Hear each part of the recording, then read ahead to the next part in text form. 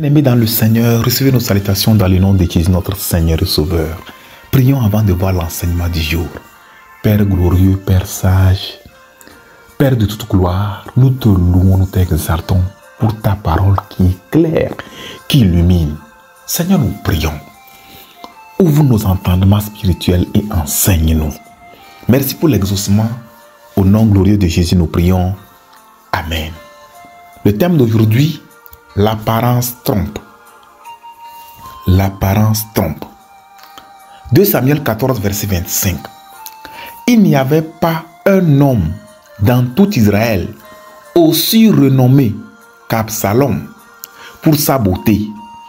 Depuis la plante du pied jusqu'au sommet de la tête, il n'y avait point en lui de défaut. Regardons un peu à l'apparence de cet homme.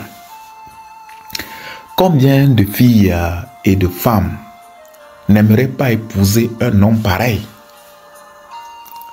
S'il y avait un concours de beauté, Absalom remporterait le premier prix en Israël.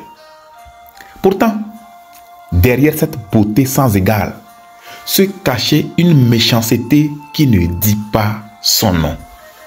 La Bible dit, dans Proverbe 31, verset 30, « La grâce est trompeuse et la beauté est vaine. » Dans 1 Samuel 16, verset 7, il est écrit, « Et l'Éternel dit à Samuel, ne prends point garde à son apparence et à la hauteur de sa taille, car je l'ai rejeté. » L'Éternel ne considère pas ce que l'homme considère.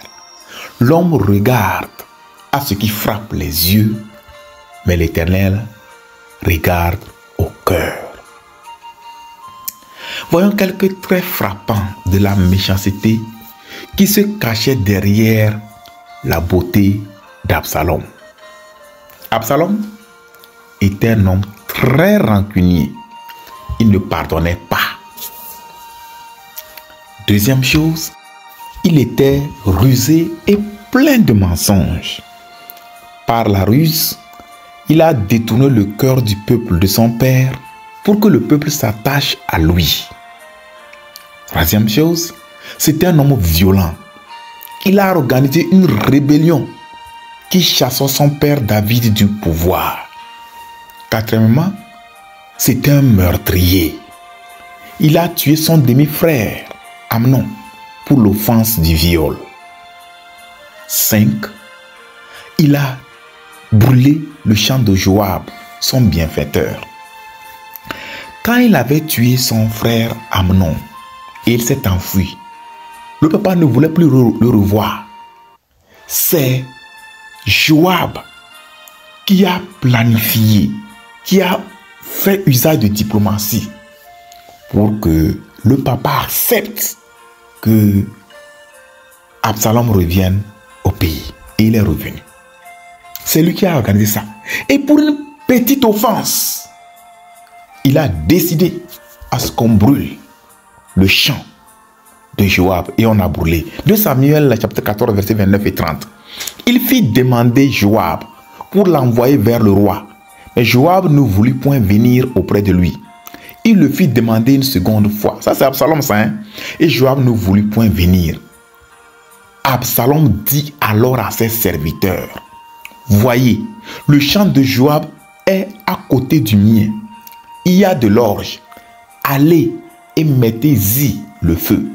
Et les serviteurs d'Absalom mirent le feu au champ. Tout comme Absalom, plusieurs filles et femmes belles d'apparence sont remplies de méchanceté, de vol, de sorcellerie, d'infidélité, de satanisme et d'autres vices. De même, derrière la richesse, les possessions matérielles, le génie intellectuel et l'abondance de certains hommes et femmes se cache une méchanceté et des vices terribles. Ne vous fiez pas aux apparences, mais laissez Dieu vous diriger en toutes choses. Auditeurs et auditrices, est-ce que vous vous confiez en Dieu ou bien vous laissez seulement les apparences vous guider. Prions. Recommande-toi entre les mains de Dieu et demande au Seigneur de t'aider afin que tu ne regardes pas aux apparences, mais qu'en toute chose, tu te confies en Dieu pour que tu ne sois pas séduit par les agents du diable. Prie le Seigneur. Prions. Père Céleste, nous te remercions pour la révélation de ta parole.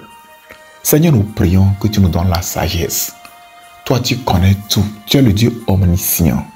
Seigneur, nous ne voulons pas regarder aux apparences physiques et commettre des erreurs et tomber dans des pièges mortels.